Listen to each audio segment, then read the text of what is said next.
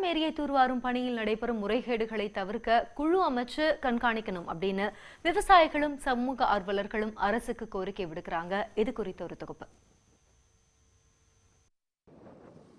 கடலூர் மாவட்டம் காட்டுமன்னார் கோவில் அருகே லால்பேட்டையில் அமைந்துள்ளது வீராணம் ஏரி.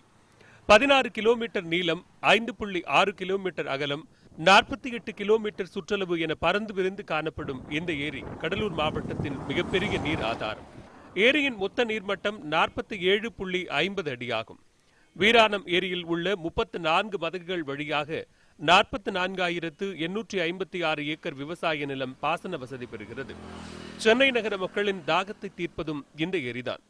தூர்ந்து போன வீராணம் ஏரியை தூர்வார 40 கோடி ரூபாய் ஒதுக்கப்பட்டு கடந்த பிப்ரவரி மாதம் பணிகள் தொடங்கப்பட்டன. ஆனால் ஆமை வேகத்தில் தூர்வாரும் பணிகள் நடைபெறுவதாக குற்றம் சாட்டுகிறார் சமூக ஆர்வலரான அஷ்ரப். 4 பொக்கல் வேலை செஞ்சிச்சு, ஒரு 4 நாள் அவ்வளவுதான். மழை பெய்யும் போது பொக்கல் எடுத்துக்கு வரங்கிட்டாங்க, லாரி ஒத்துக்கு வரங்கிட்டாங்க. அதுக்கப்புறம் மழை காஞ்சதுக்கு அப்புறம் வேலை செய்வோம்னு பார்த்தா அப்பயும் வேலை செய்யல, எல்லாத்தையும் எடுத்துட்டு போயிட்டாங்க. அவ்வளவுதான். மேக்ஸிமம் பார்த்தா ஒரு வாரம் தான் வேலை நடந்திருக்கு. தூர்வாரியவே இல்ல, எல்லாமே திரும்ப நீங்க வீடியோ ஷூட் பண்ணி பாருங்க, ஃபுல்லா எல்லாம் மண்டிக்கு திரும்ப போத்துட்டு தான் வந்திருக்கு. என்ன பண்ணுங்க, எத்தனை கோடி ரூபாய்க்கு வேலை செஞ்சிச்சு, அது முன்னாடி கணக்காட்ட சொல்லுங்க. மழையின் காரணமாக நிறுத்தப்பட்ட தூர்வாரும் பணிகள் மழை ஓய்ந்து வெகு நாட்கள் ஆகியும் தொடங்கப்படாமலேயே உள்ளதாக இப்பகுதி விவசாயிகள் குற்றம் சாட்டுகின்றனர்.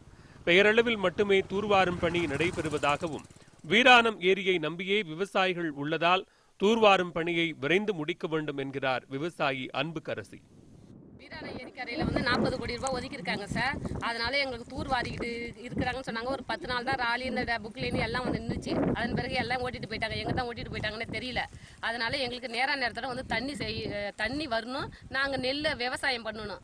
திட்ட மதிப்பீடுபடி குறைந்தபட்சம் 2 மீட்டர் ஆழம் மண் எடுக்க வேண்டும், வீராணம் ஏரியின் மேற்கு கரையை பலப்படுத்த வேண்டும் என்பது உள்ளிட்ட பல்வேறு கோரிக்கைகள் விவசாயிகள் சார்பில் முன்வைக்கப்படுகிறது. கீழணையிலிருந்து ஏரிக்கு நீர்வரத்து வர இருப்பதால் இந்த வருட தூர்வாரும் பணி முற்றிலுமாக நிறுத்தப்பட்டு விட்டது.